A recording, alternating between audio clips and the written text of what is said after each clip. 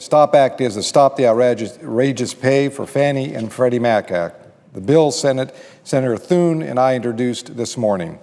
Our bill comes in the aftermath of a series of events that began last November, when reports surfaced that the Federal Housing Finance Agency, FHFA, approved nearly $13 million in bonuses for 10 executives at the enterprise that supervises Fannie Mae and Freddie Mac.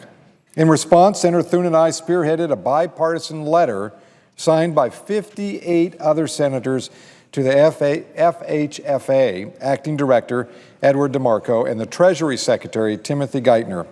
We expressed outrage over these pay levels, and I believe our message was heard. Almost 3 months after our letter was sent, the pressure was clearly on. Government regulators were cutting the pay of the executives they hired to replace the departing heads of Fannie Mae and Freddie Mac. Also, in response to our efforts, House Finance Services Committee Chairman Spencer Backus introduced legislation suspending these bonuses and limiting future compensation packages for Fannie and Freddie employees. In November, his committee passed the bill by a vote of 52-4.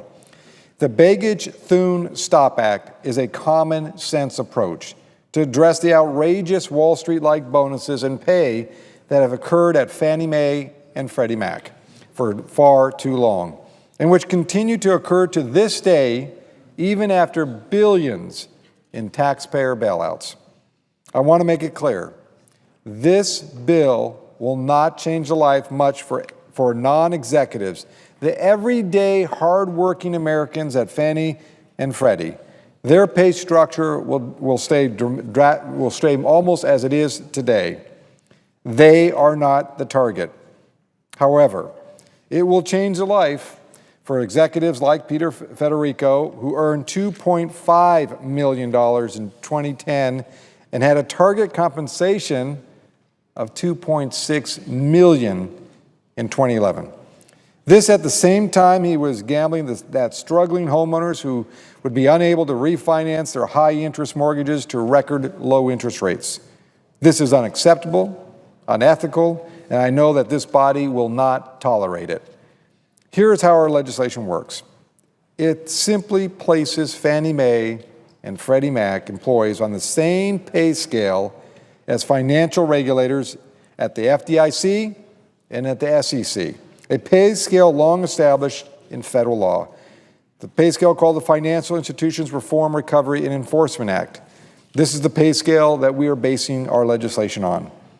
Under our approach, Fannie Mae and Freddie Mac employees can't be paid more than employees of other federal financial regulatory agencies.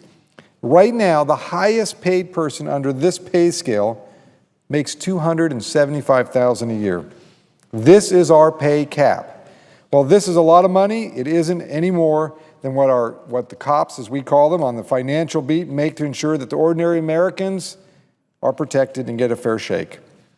Our legislation also stops any future bonus payments that go beyond the cap established in this legislation. Also, any already granted bonuses that have not yet been paid will be stopped. Any money in excess of the cap we have established will be used to pay down the national debt. Finally, our bill requires that Fannie and Freddie salaries be made available to Congress and the public through the Senate Banking Committee and the House Financial Services Committee. Now, I'm aware of the criticism of this bill, and I would like to address them. Senator McCain offered an amendment yesterday that freezes bonus pay. I support Senator McCain in his efforts. In fact, I co-sponsored this very same amendment the last time it was offered. Many of you have asked me why our bill does not freeze bonus pay. Our bill is based on a broad-based approach that looks at the entire pay structure within Fannie and Freddie Mac.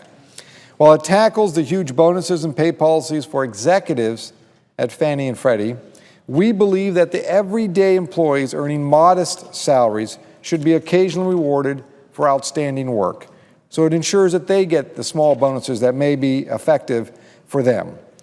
But to clarify, these would be modest bonuses that never exceed the pay cap established in this bill. I've also heard the concern that Fannie and Freddie won't be able to attract the right kind of talent if they can't pay people multi-million-dollar compensation packages. I hate to state the obvious here. Fannie and Freddie have proven the opposite. They paid executives outrageous compensation and yet still failed my Alaskans and all Americans. They needed hundreds of billions of dollars to taxpayer bailouts and still ended up in conservatorship. This sends an unsettling message to millions of hardworking people who are struggling to make ends meet.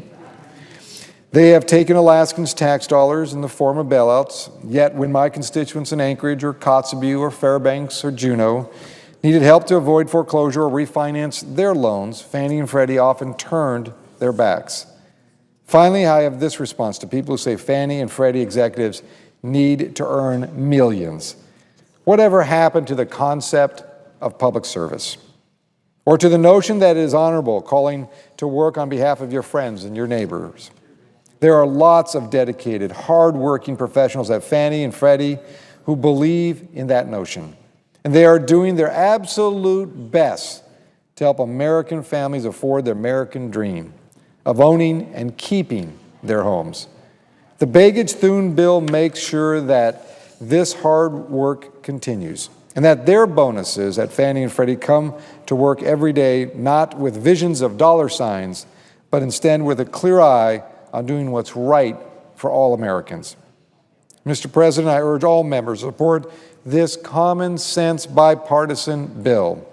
Senators Tester, McCaskill, Baucus, Blunt, Grassley, Hoeven, Enzi, and Scott Brown, Senator Scott Brown, already have joined Senator Thune and me as original co-sponsors. I want to thank them for their support.